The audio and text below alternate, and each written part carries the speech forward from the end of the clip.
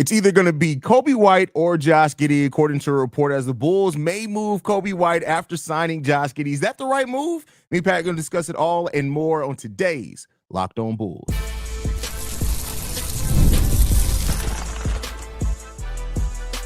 You are Locked On Bulls, your daily Chicago Bulls podcast. Part of the Locked On Podcast Network, your team every day. Thank you for tuning in to Locked On Bulls, member of the Locked On Podcast Network, where it's your team every single day. That's Pat the Designer, host and creator of the Windy City Breeze and host of the Chicago Bears podcast over at ESPN 1000. I'm Haize, host creator of Chicago Bulls Central and Chicago Bears Central YouTube pages and podcasts. Thank you for tuning in every day. Let's get right into it. Pat, as much as we've been talking about AK seeming like he got a plan, that all this, the type of thing, a vision, maybe he feels like he has a core. Of course, this comes out from one of our colleagues actually here at Locked On. Matt Moore actually wrote the article over on HP Basketball that said that there are execs around the NBA that are hearing or feel that the Bulls will look to move Coby White after they re-sign Josh Giddey. Now, this is important. I know people have said, well, why do we have to rush it? They could wait to the trade deadline. But to me, you may want to do that at the draft and take advantage of the assets then, because if Coby gets off to a slow start, God forbid an injury, at that point, you're not moving him. But what do you think about all this, Pat? You're trying to get draft capital for this draft. There are teams that have picks available that are looking to get rid of their picks because they know this is a role player draft. You're trying to add to your team now, and I think here's the tough part about this.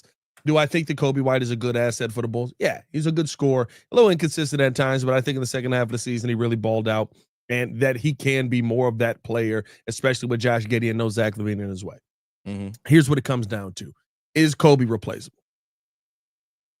Yeah, what is Coby really good at? Scoring the basketball. Scoring.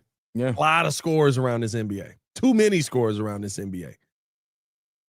It's not like he's giving you something elite on the defensive end. It's not like he's giving you something elite in the facilitating game. He is legitimately a scorer, and he scores at a high clip, and he scores really well. But there are players, I guarantee you, that are in this draft that can score the basketball really well, and you don't got to pay him big money. This is actually a smart basketball move. I love Coby White. I would love to see him continue to flourish here. But if you're going to save money on anything right now, because you've got to go out there and sign a guy in Josh Giddey, who hopefully is your Tyrese Halliburton, I guess is the hope right there. Coby White is not the piece that is the end-all be-all to keep around here. Yeah, I mean, I get what you're getting at with that. I think, of course, he's our scorer right now. And if you remove Coby White from this team is going to have a very difficult go at it next season with what we know about this team right now, right? Like, that can change. We don't know exactly what the moves, what kind of flexibility the Bulls would use this in to get the deal or whatever else, but it does set the Bulls back. Now, depending on what you're able to get, that is the question here. Now, I've seen people think that like the Bulls are going to get multiple first or something for Coby. No. I just don't see it that way. Like, people have turned their nose down to say, Cole Anthony in the Magic pick at number 16, that's not a good enough move. And here's what I'll tell you. That's probably about the best they're going to get for Coby White, to be 100% honest with you. I know people have this thought process on, let's package Coby and get this, and let's move into the top 5. You're not doing that. It's not going to happen. Like, I think people need to realize we got Larry Marketing back for Jimmy Butler. We didn't get any other first round. That was bad. That's different. Yeah. No, I'm just saying. Well, hold on, let me finish. Let me paint the picture. Zach LaVine, we got one first round pick back that was our own. It's just the market. Like, I'm sorry. Like, when you look at unproven, and it's the Bulls' own fault. I'm not saying this is not. It's the Bulls' fault. Had you had Coby in the same role year after year, you probably would have got more back because he probably would be further along and maybe look even better. But now you've put yourself in this situation where you change his role every single year, and now you're faced with a situation. Do we want to pay $65+ million for a backcourt, or are we going to move one of those guys, that guy, according to this report, being Coby, and now you're not going to get probably the value you could have gotten had you not spent the last 3 years changing his role every single year? I'll be honest with you. I push back on that a little bit, Haize, because when has Kobe's value been higher than now? He's coming off a player. His value hasn't been higher than now, but it could have been higher now had they not changed. Oh, you're saying if you don't keep switching him around, maybe he's already this guy. Exactly. I think the tough part about that is, and even with Kobe's switches and roles and different things like that, we've just never seen Kobe be consistent at the scoring part of this. And I think that's the part where even last season, right, where it kind of was Kobe's go at it, or 2 seasons ago, I should say, where it was kind of Kobe, hey, it's your team. Like, there's nobody left. Everyone's dead. DeMar's like on a half a leg, and so it's your team. We saw Kobe have a really high, strong first half. And that second half, yes, he was playing post-injury, dealing with some things, but you just never saw him get the scoring going. Again, I think those inconsistencies are always what have kept the value a little bit lower. I think, though, finishing the season this year with the numbers that he did with the player of the month, his value's never been higher. This is the best time to maximize on it. And I get it. Like, everyone loves Kobe. Nobody wants to see Kobe gone. Everyone would love to see Kobe go out there and develop. But the thing that Kobe's great at is incredibly replaceable in the modern NBA. Now, I said this about Daniel Gafford when we traded him away, and we never found Daniel Gafford. We never found it again. So you have to go find this guy again. They're talking about bringing Daniel Gafford back to find him. So I say all that to say, find him again. But there's never been a better time in the NBA to go out there. Hey, there's dudes we haven't even looked at because they're only scorers. Yeah. There's dudes that we're like literally like, nah, I don't need you on the Bulls right now because all you do is score in the draft right now. So, like, to me, I think that it's going to be a different, it would be different replacing Coby White than it would be trying to run it back and replace Giddey. I would say even trying to replace Io, because there's not a lot of people that will commit to the basketball on both sides nearly as much if you were going to move on from somebody else. And so I think right now, like, you've got the best opportunity you're going to ever get to move on from a guy. And dare I say, maybe AK has learned his lesson from what we saw with Zach LaVine, what we saw with DeMar DeRozan, what we've seen with Nikola Vucevic, what we saw with Alex Caruso. It's a long list where I have to get rid of these guys while the value is as high as it possibly can be. Yeah, I mean, and if you know you're not going to keep it, and that's what this is all rooted by. This is rooted in the Bulls coming to the conclusion we're not keeping Coby White. If they've done that, then the business side of it, you move him now. That's it. Like, it'd be different if you had another year or two on their contract. You don't have that. The Bulls have to make this decision, I would say, within the next 3 months. If you're going to move Coby White, it has to be made within the next 3 months. Now, if you're going to pivot that and say, well, we do want to take a look at what him and Josh Giddey could look at the beginning of the season, you better hope everything goes right. Because if it goes left and Kobe looks bad, Kobe gets hurt, or anything else, that value is going to take a hit. Yeah. And teams are kind of more protective over first-round picks when they don't know where it sits. You may not get Orlando's first-round pick next year because it has a chance to be higher. You'll get the 16th pick this year because they know it's the 16th pick. So you got to kind of make that decision. It sucks. But that's the business of basketball. Let me flip it to you, though, and ask you this real quick, Pat. Bulls, just for the nature of the conversation, they get 16 for Coby White. We're just using that as a base to have this conversation. Who then becomes your 2 draft picks in this draft at 12 and 16? Might I take a moment to lament the fact that you could have had 18 and you signed them for $10 million. And then guess what? Maybe then you could have packaged Kobe and 18 to then move up higher in the draft, and you could be picking 10 and 12. You could be like, that could be a possibility. It is what it is, bro. I'm not gonna lie to you. I don't know if he's gonna be there now. There's a lot of people all of a sudden that have picked up on the Cedric Howard hype. Bro. Hey, y'all pissing me off right now. I'm not gonna lie to y'all. Bro, I saw Rasheer Fleming go up to 10. I said, come on, man. What are we doing here? Yeah, pissing me off right now. But if I'm sitting there, I think the 2 is obvious for me: Cedric Howard and Thomas Sorber is the name that screams out to me, just because. Yeah, but it seems like he's moving up. At 16, if you were to get 16, you're getting. You would hope to get a star, right? You're hoping for a star, but you want a guy high floor, maybe lower ceiling. And I think Sorber's floor is incredibly high. Yeah, I agree with that. It's either, to me, much like you, it's Cedric Howard. If he's there at 12, you take him. And then it's whoever falls at 16. It'd be either Thomas Sorber, Asa Newell, or Danny Wolf. I'm fine with any of those 3 at 16. Because keep in mind, one of the reasons we said no to Danny Wolf is that you don't need scoring. Yeah. if you don't have Coby White on this team anymore, you could use that scoring. Here's the one thing that we got to think about with this too is getting rid of Coby White. We need to get Matas as many shots as possible. That's a fact. That's a fact too. Absolutely. You know what I mean? So Absolutely. I think you got to play into that as well, right? Like this offseason feels like I don't think the Bulls knew what they had. Yeah, I don't think you so. You know how we laugh at like the 10 teams above us that didn't draft Matas. I don't think the Bulls knew that they got Matas. I think AK was like, who's anybody from Chicago? See, no, I think it was literally from Hinsdale. Somebody was like, hey, the kid that was originally 4 months ago said that projected to go #1 overall is still on the board. And AK said, what? He's from where too? What's the wingspan like? We can work with that. Draft him. Like you thinking too deep on that. I think literally they were like, is anybody from Chicago? We got a Hinsdale kid. Close enough. Close enough. Do it. Anyway. In Chicagoland. Like I don't think it probably wasn't until the first workout when they were like, this kid was supposed to go #1. He was what? Yeah, because they didn't even work him out. But we're going to continue the conversation. We're going to be discussing Lonzo Ball now being shopped by the Bulls. Now you want to shop Lonzo. But first, we got to get a message from BetterHelp. This show is sponsored by BetterHelp, and we all may need BetterHelp after AK and the way that they manage this team. Let's talk about something that doesn't get talked about enough. That's men's mental health. There's this pressure to always keep it together, to perform, provide, and never show weakness. But the truth is, real strength comes from opening it up and taking care of your mental well-being.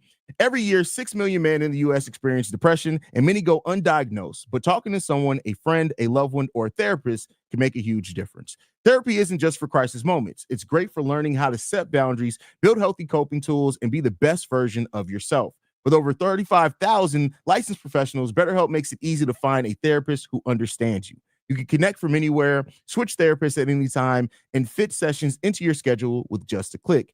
As the largest online therapy provider in the world, BetterHelp can provide access to mental health professionals with a diverse variety of expertise. Talk it out with BetterHelp. Our listeners get 10% off their first month at BetterHelp.com/LockedOnNBA. That's BetterHelp, HELP.com/LockedOnNBA. More Locked On Bulls coming up next.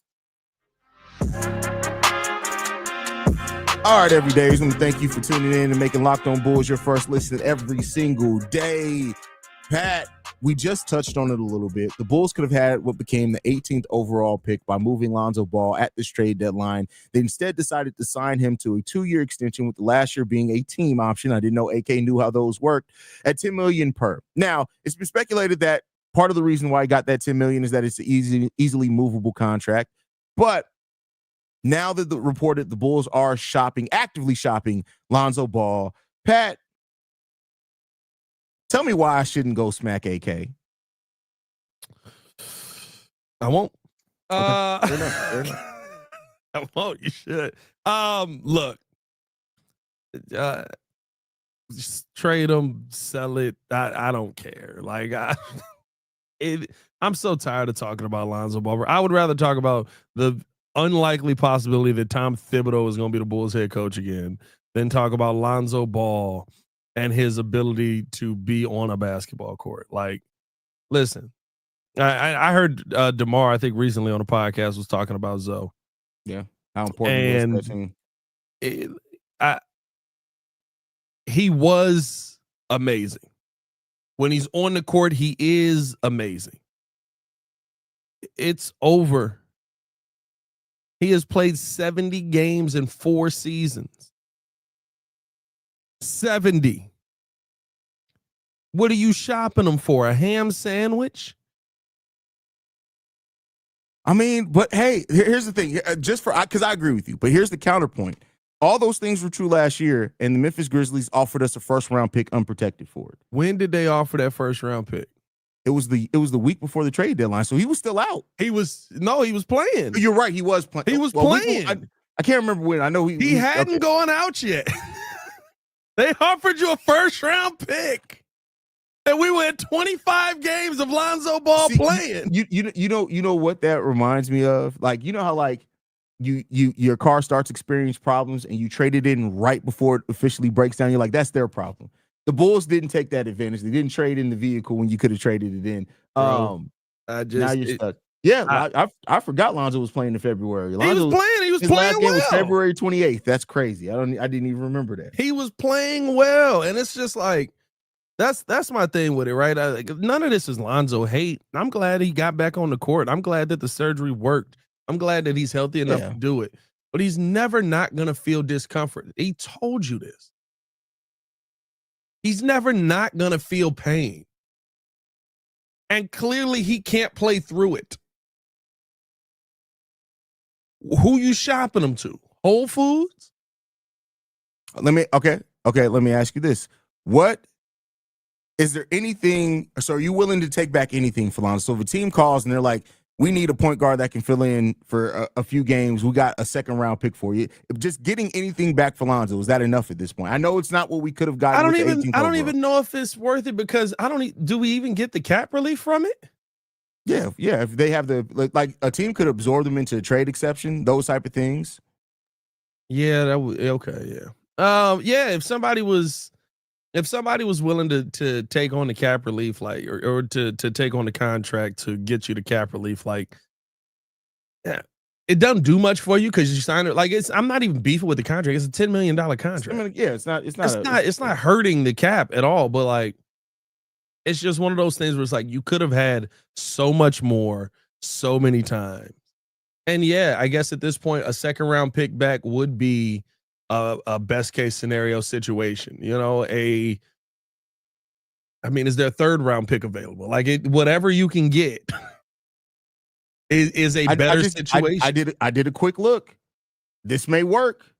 The Minnesota Timberwolves have a $9.5 million trade exception. If they said, we'll take Lonzo, give you a couple of seconds, is that enough for you? Yeah, but you already bamboozled them.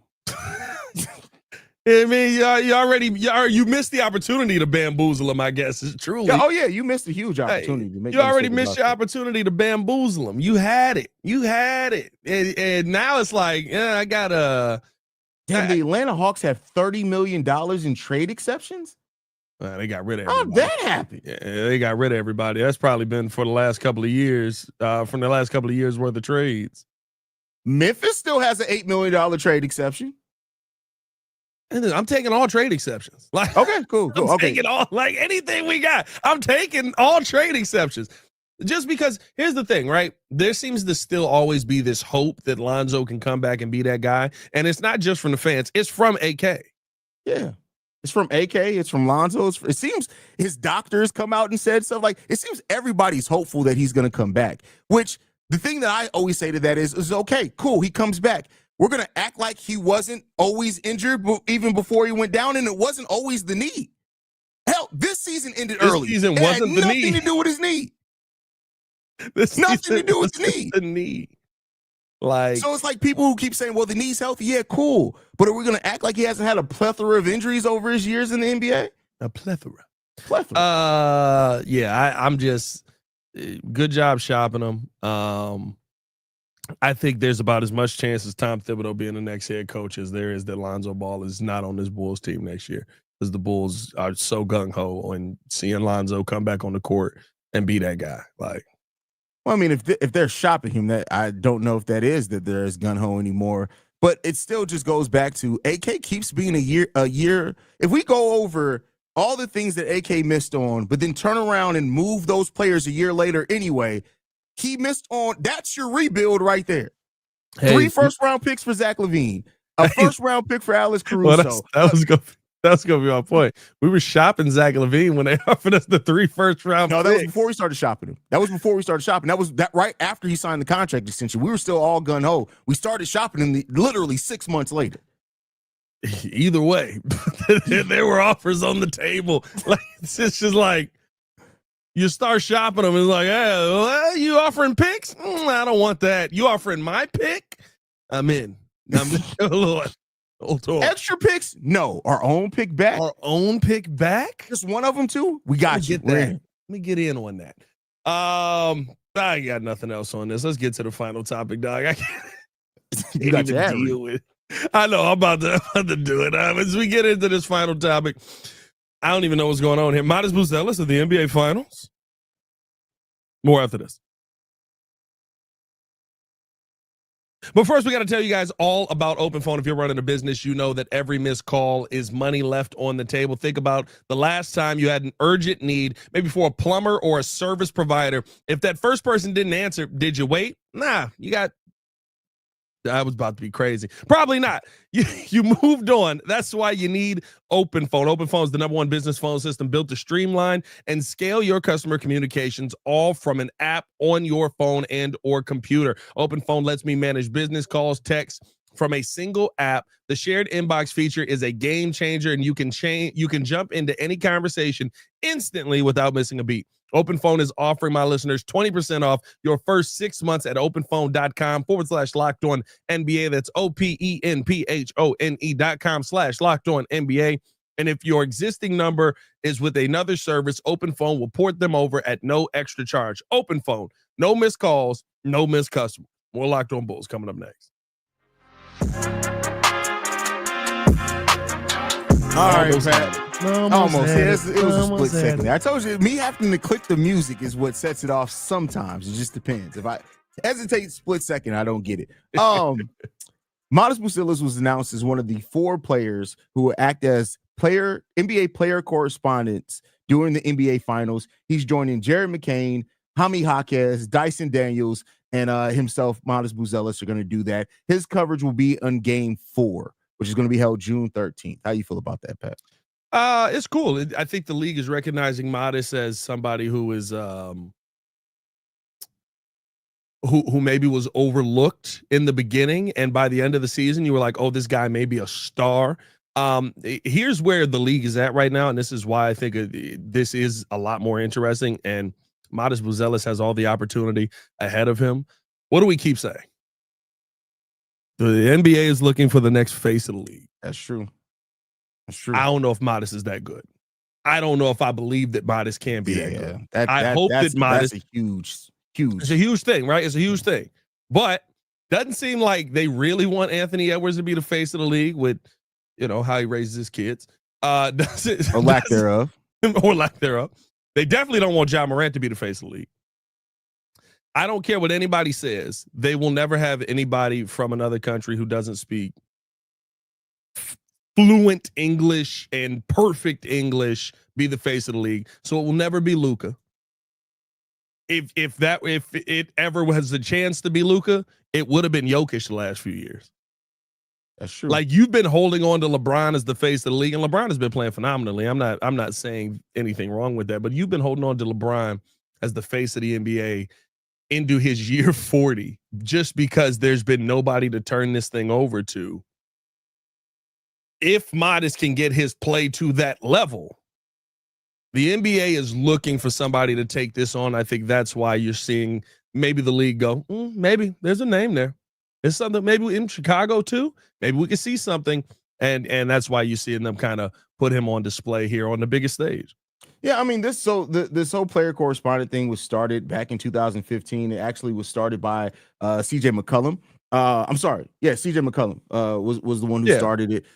Donovan Mitchell, Paolo Banchero, Jaren Jackson Jr., Jalen Williams have all been players that have done this. And it's cool. Like, Matas Buzelis is a good talker. Like, and so anything that puts him out there so that people can kind of recognize him and gain more notoriety is good. Now, could Matas ever be the face of the NBA? He got so much growing to do on the court before I'd even entertain that talk. I'm not even going to take this and go in that direction for it. But I do think that this means that the NBA has identified as maybe somebody who could be the face of the Bulls. And they look at that as like saying that could be somebody that when the league markets the Bulls, that it may be Matas Buzelis going forward into the future. So we'll see what happens there. Every opportunity for Matas, he's had such a good run this rookie year. He posted himself when he was in California hanging out with the guys. Forgot whose birthday they were all linked up for. One of the trainers they were out there for. Okay, surprisingly enough, Coby White was not there. With that said, but I thought Coby was there. Coby was not there. Coby was working out with dribble too much. Yeah, well, Coby trying to get better. Yeah, so Kobe's working on his game. Was there. Get in the gym. Bro, it doesn't even matter at this point, bro. Like, Goku couldn't train Patrick Williams, bro. Throw Pat Will in the Bacta tank. Like, it's done, bro. Like, there's no amount of training that Patrick Williams can do anymore. I'm out on P. Will. But I'm out on P. Will. Oh, dang it. But great. This is great for Matas. Hope Matas continues to just take advantage of all the opportunity in front of him and just make something out of it. That's all I can say there. Here's what I will say. Now, he's got to be the guy he was post All-Star break, right? But true. What range does Matas have to get into to be considered face of the league? Oh, bro, you gotta win. You gotta win. You got you gotta win, and you gotta put up at least 25 per game. That's the bare minimum of entry there, and that's a little too low. Matas average what? 15 post All-Star break. 13.7. You keep saying 15. It's 13.7. Okay, 14. 13.7. 14 points, right? Yeah. We can't get to that 23, 25 range at 10 points a game. You don't think he has 10 points per game throughout his career? I'm not saying that he doesn't. I'm just saying that I got to see it first before I talk about anything with face of the league. Here's the point in all of this. The league is so desperate that I think that they're looking at the losing Bulls and going, "We might got something here, boys. Hold on." Like, dog, nobody wants this. I don't think this has anything to do with face of the league, personally, but I understand the angle that you took there. Nobody wants it. They're like, Ant, don't you want to be the face of the league? No. Publicly. Like, why would I want to do this? Oh, by the way, it doesn't hurt that Matas is white. I'm just saying. It definitely doesn't hurt. I mean, you're not crazy for saying that. But how many white faces in the league have there been? Larry. Well, yeah. I mean, you gotta go back. Jerry. If we go back in history, I mean, black folks couldn't play basketball for a long time. Like, we're being real about this. Like, yeah, that's different. So it wasn't ABA. You know what I mean? So, yeah, we'll see what happens with that one. Like I said, I don't think this has anything to do with the next face of the league. That's unexpected. I didn't expect you to even take that angle, but we shall see. Dirk was never. Dirk was the face of the league. When was Dirk the face of the league? Dirk had a finals run. That's it. Exactly. Dwight was closer to being the face of the league than Dirk ever was. Dirk did have the greatest finals run of all time. Yes. Oh, absolutely. 100%. 100%.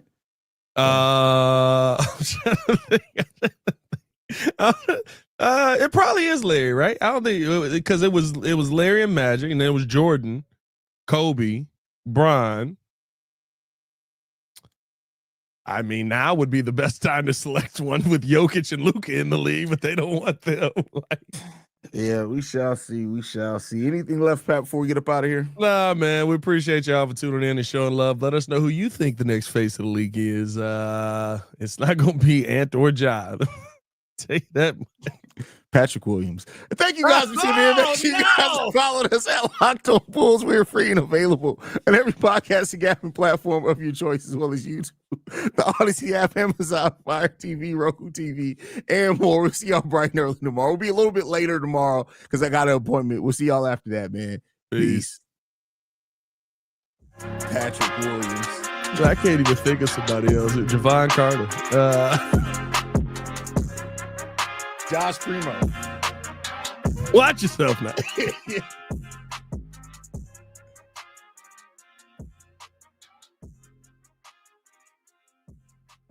Oh, God.